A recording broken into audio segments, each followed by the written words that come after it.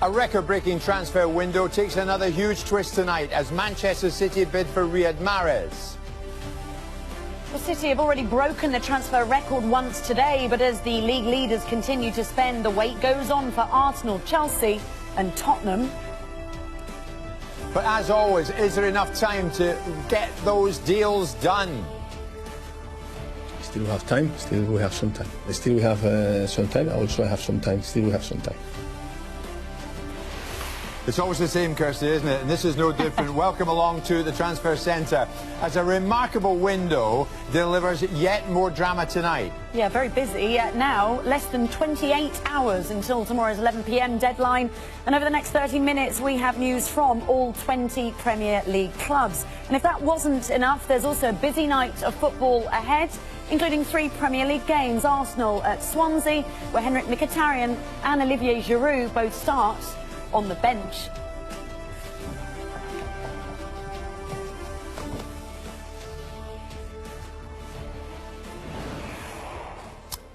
It really is intriguing tonight, ladies and gentlemen. Only one place to start, and that is with Riyad Mahrez. We are told this Tuesday night that the same Riyad Mahrez has now handed in a transfer request. Damas Sheth is on set with us, as you can see now, and can tell us more. Damas, this is developing all the time. What can you tell us? Yeah, Jim, huge story, this one, and the timing will come, I guess, as a blow to Leicester City. We heard about the news around 5 o'clock that, as you said, the player Riyad Mahrez had handed in a transfer request.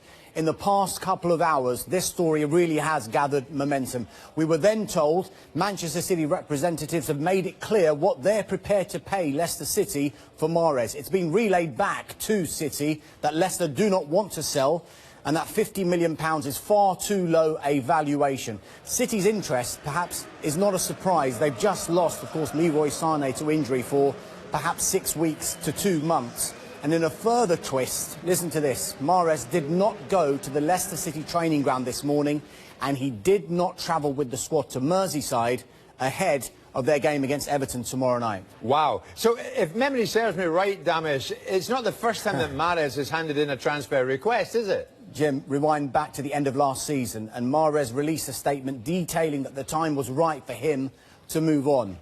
Nothing materialised all summer until a bizarre deadline day. Mahrez was with the national team and the Algerian FA authorised him to leave the camp to make what was described as an express trip to Europe to formalise his transfer to a new club. Now, the rumour mill, as you'd expect, went into overdrive, didn't it? But he didn't end up, well, he ended up staying at Leicester City. Are we in for more deadline day drama as far as Riyad Mahrez is concerned? Something tells me we haven't heard the last of this story with, what, less than 28 hours to go in this window. Damas, terrific. Thank you very much. Well, Manchester City have already broken their transfer record once today after Aymeric Laporte completed his move from Athletic Bilbao. The French defender has signed a 5-year deal after City activated his £57 million release clause. Laporte will wear the number 14 shirt and he trained with his new teammates today. It's not just my decision. When you take a player, you speak with a club, with a Chiqui, with the players that are involved, and I like to hear the opinions for the other ones. But we met him from Spain for a long time. He's a guy who, since 20 years old, playing Camp Nou against Messi, against Cristiano. With the big players, he's playing in front on 40 meters. Valverde play in San Mamés. Is a team you have to attack. He's strong in the air. Is fast enough to go backwards, and a special thing is a left foot, and to find a central defender left foot with that age is not easy to find it, and that's why we try to buy him, and we were able to do that. Bien, o sea, me parece un equipo además joven. Ahora han cambiado un poco y es mucho más joven. Solo falta ver los resultados. Con tal de ver los resultados ves cómo van. O sea, van primeros. Creo que hay que seguir en esa dinámica y creo que así va a ser. Tenemos que ganar algún título fijo este año. So here is the most expensive current Premier League 11 by position, if you like. Manchester City signed Ederson, the goalkeeper, for £34.7 million, and he is the most expensive goalkeeper. A back four consisting of three Manchester City defenders, including their club record signing, the man we just heard of, Aymeric Laporte. Plus, of course, Virgil van Dijk at £75 million. A central midfield of £93.25 million of Paul Pogba and £54.5 million, Kevin De Bruyne. And in front of them is Raheem Sterling, who cost Manchester City £49 million from Liverpool. Gylfi Sigurdsson's in there. He cost Everton £45 million. And Anthony Martial, he cost United a cool £59.7 million from Monaco. Huge fees, aren't they? And then this man, leading the attack, would have to be £90 million Romelu Lukaku. And here is the team in full. 6 Manchester City players in the 11, 2 Manchester United players, and 1 player each for the Merseyside clubs, meaning there is no room for any players outside of the Northwest. Credible. In the meantime, let's get more from Dharmesh. Yes, so with Laporte on board at City, will there be any departures? Well, Pep would not rule out Ilaikin Mangala leaving. We are told there has been an inquiry from Newcastle United, and it's understood Valencia are also interested. Doubts about the specific qualities Mangala has. So defensively, he's a top player. The specific qualities Mangala has. So defensively, he's a top player. When we decide to go to Laporte, because Laporte adds something special with the ball, but we cannot forget how important was Mangala when he plays the minutes. He used him because Vincent has a problems in injuries, who has 6 weeks off with John Stones, and Mangala helped us a lot. And I remember the game against, for example, Tottenham at home against Harry Kane, and the other players he played top. So it's no news, he's going to stay, of course going to help us because we have a lot of games to play. Right now to Arsenal's pursuit of Pierre-Emerick Aubameyang. The good news for Arsenal fans, he's arrived at the club's training ground. However, that is only part of the story, because we reported last night that a fee of £60 million had been agreed between the clubs, which would make the striker Arsenal's record signing. Aubameyang left Dortmund this afternoon on a private jet, a flight that was tracked by more than 30,000 people online. However, despite Dortmund allowing Aubameyang to travel to England, they are yet to sign off on the deal. It still remains that Dortmund won't let him go unless they have signed a replacement. Who could that be?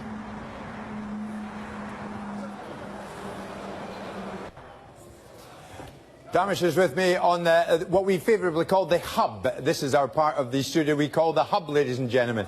Dharmesh, let's get to it. Aubameyang, bring me right up to date with this, mate. What do we know? Is it close to being done? Anywhere near being done? What do you think? It could be the most important piece of a rather complex jigsaw, this one, Jim.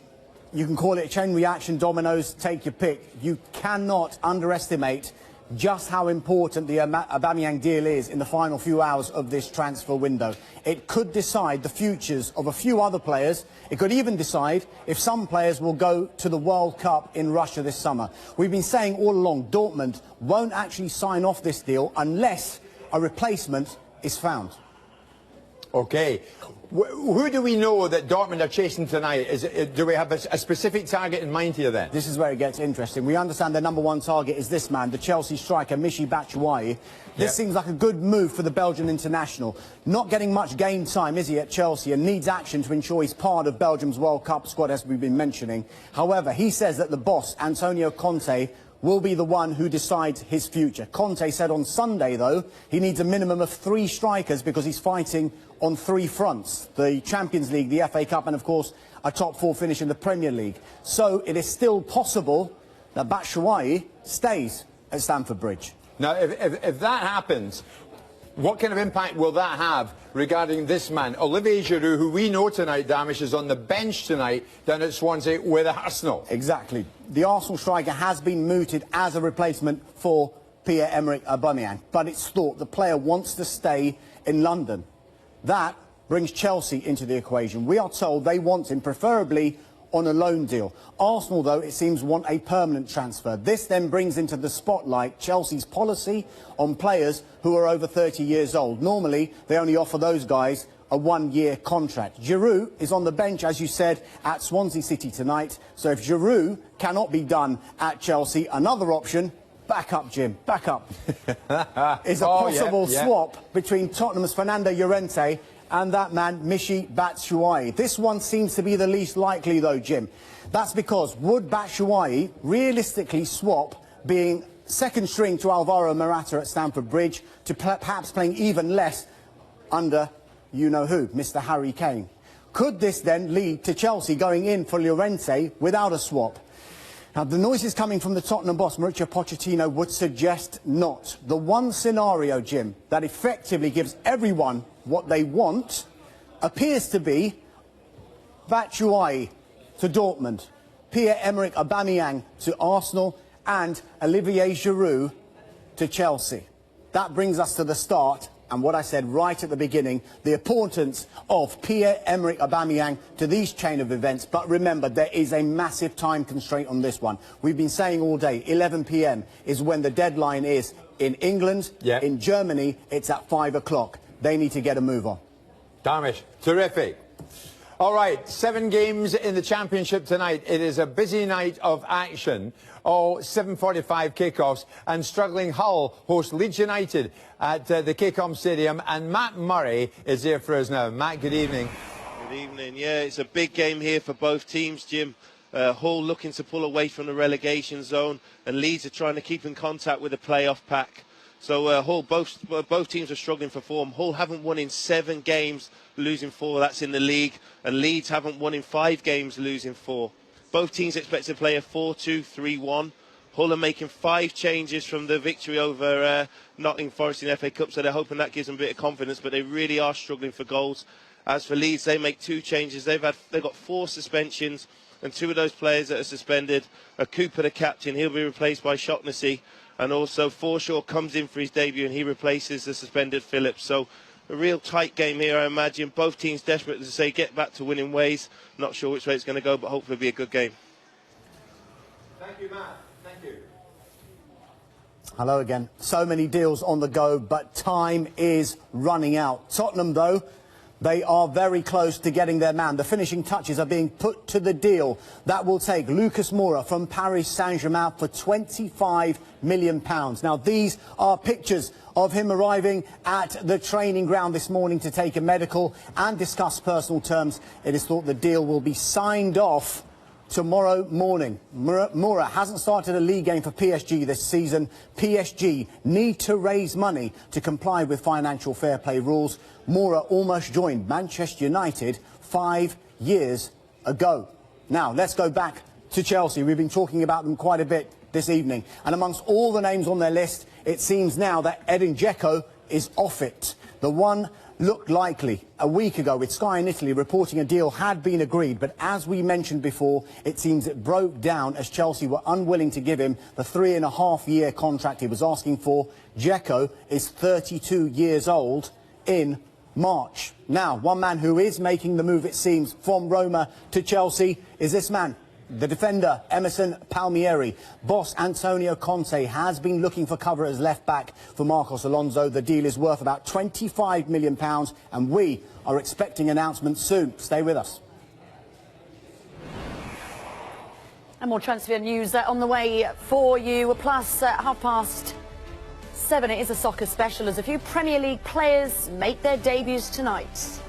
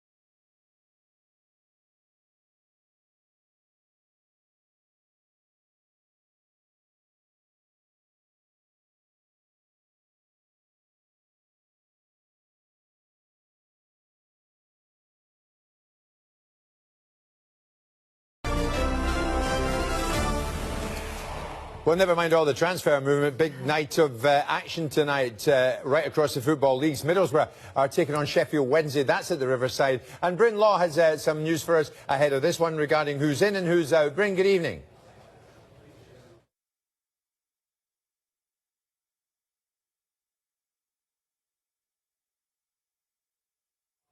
There are changes to both the 11s that we see. Not too many changes to the Middlesbrough side tonight. Yeah.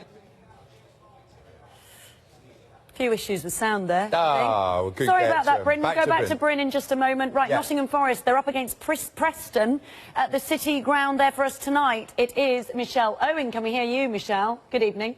I hope you can hear me, Kirsty. Good evening. Yes, Nottingham Forest playing here at the City Ground against Preston tonight. As you say, they lost at the weekend in the FA Cup against Hull. And Aitor Karanka has made 4 changes coming in tonight. Barry Mackay, David Vaughan, Dorica and also Velios all starting this evening. As for Preston, they also lost in the FA Cup at the weekend to Sheffield United. And they've made 4 changes too. The 4 changes coming in: Ben Pearson, Paul Gallagher, Tom Barkhuizen and Callum Robinson. Interestingly, Jordan Hugill not even in the squad tonight. Lots of speculation around his future. I spoke to Preston's press officer before I came up here, and he told me there's been no bids for Jordan Hugill, but he doesn't start tonight, but he's not injured either. Michelle, thank you very much. Loud and clear. Let's go back to Bryn. We could see Bryn, but we couldn't hear him. Bryn, Middlesbrough, Sheffield Wednesday. What do you know, my friend? Good evening. I'll shout this time. 3 changes for Middlesbrough involved in FA Cup action. Lost here against Brighton at the weekend. Leadbitter, Downing and Assam Balonga come into the starting 11 for them. The 3 players that they replace, Clayton, Braithwaite and Fletcher, all appear on the subs bench for them this evening. Lots more changes for Sheffield Wednesday, despite the fact they won in the Cup against Reading at the weekend. So Wildsmith, the goalkeeper, comes back in. Butterfield, Palmer, Zhao, Wallace and Jordan. Thornley is the 6th change for them. And the man Dawson, the replaced goalkeeper, is one of those who's named on the bench. Thanks, Bryn. Luke Shanley's at Celtic Park tonight for Celtic's game against Hearts. Let's join him right now. Luke, good evening. Very good evening to you, Kirsty. And there are 4 changes for Celtic this evening. De Vries comes in goal. Dembele, Bowie and also Edouard are in tonight, dropping out Griffiths and Gordon, who are injured. McGregor and Sinclair are on the bench. New loan signing, Charlie Musonda is on the bench this evening as well. For Hearts, 5 changes. The 3 scorers from the last meeting between the teams when Hearts thumped Celtic 4-0 are all back in. Cochrane, Lafferty and Milinkovic, along with Cowie and Randall. Dropping out Smith, Hughes, Irving, McDonald and Stephen Naismith. Stephen Naismith on the bench, an issue with tendinitis today, but he certainly is an option for Craig Levein. Updates throughout the evening from Celtic Park. Hello again. Less than 28 hours until the window closes. Let's go to a man who Manchester City were in for before Aymeric Laporte came in. But they and Arsenal never followed up their interest in Johnny Evans with a bid. Manager Alan Pardew wanted to bring in a striker, but to spend money on one, funds from a possible sale, perhaps Johnny Evans, was needed. Then Daniel Sturridge arrived until the end of the season yesterday, and it seems West Brom will now keep hold of the Northern Ireland defender. You have to understand that the pressure in terms of signing a big striker, it's in today's game, puts a lot of stress on the football club in terms of the finances and how a club goes forward. And this deal, being a loan deal, makes life a lot easier for us. So are you hopeful that Johnny Evans will remain at the club? I think Johnny Evans will stay at this football club. Interesting. Another man staying at the Hawthorns is James McLean. West Brom have rejected a bid from Derby to take him on loan. Pardew sees McLean as a key member of his squad as they fight to avoid relegation. To Stoke City we go, and they've agreed a £15 million fee with Galatasaray for midfielder Badou Ndiaye. Arrangements now being made to fly the Senegal international to England for a medical and to discuss personal terms. It's a complicated one though. Ndiaye needs a visa to enter the UK before Stoke can apply for a work permit. Southampton have broken their transfer record this month with the signing of Monaco striker Guido Carrillo. They want to do it again And we're told they've had a £25 million bid rejected for the Spartak Moscow winger Quincy Promes. It's thought Spartak are holding out for £30 million for the Dutch international. Could be a busy time for Watford, both incomings and outgoings. We are told Stefano Okaka, the striker, is the subject of the interest from Fulham. The clubs are in talks for a player who was on loan at Craven Cottage back in 2010. As for arrivals at Vicarage Road, one that they've been chasing all window could soon be done. Sunderland midfielder Didier Ndong will join on loan with the option to buy in the summer. Thomas, thank you very much indeed. Well, we heard from Alan Pardew there, and he claims that Daniel Sturridge is as good as Harry Kane. Sturridge signed for West Brom last night, of course. Pardew has backed him to break into England's World Cup squad. You know that there are other clubs who he could easily have gone to, and there would be more than that if you really dug deep. We had a connection, I think, which was important for me and important for him, I think, because he needs trust going forward in terms of what he does well, what's his best role, and we talked about that. I think he'll get that role here, and I think for his career, this was a good place to come. Well, you'd have to put him in the same category as Harry Kane. Harry has had a great spell in terms of fitness and is at the top of his game. And I think that's understandable that he's probably ahead of Daniel. But Daniel has the potential. If we can get him fit and get him anywhere near his best, then and I'm pretty sure Gareth will be taking a close look. Rafael Benitez insists there's still time to add to his squad before the window shuts. So far, they've signed Kennedy on loan from Chelsea, but have yet to seal any permanent deals. Remarkably, their record signing still Michael Owen. Would you believe it? It joined for £17 million more than a decade ago. We have been working for 1 month, to be fair, for more than 1 month, but the last month we have been working on names that we had on the list, and that's it. Still, we have some time. We were doing our job before, and now we are waiting and see what happens. Still have time, so I'm confident that we can do something, but just know how disappointed I am or not. It's just we have an important game and I want to concentrate on this game. Still we have some time and see if we can do what we want to do. Are you able to fully focus on the game with all this going on? I try to focus during the training sessions, before and after I also have some time to talk with the people that is in charge, and then trying to find the best place for us. Because there won't be long left once the final whistle goes to the deadline. Yeah, but still you have some time. And another signing, we will see. Still we have some time. So it's all gearing up to be some finale to the January transfer window, and you won't miss a thing with our deadline day coverage. It's from 6 o'clock tomorrow morning. So, keeping us right up to date, right across all the live action tonight. Julian in studio for a soccer special with the boys tonight. Matt Letitia, Alan McInally, Phil Thompson and Charlie Nicholas. They're not good, but they're cheap and punctual. Stay with us.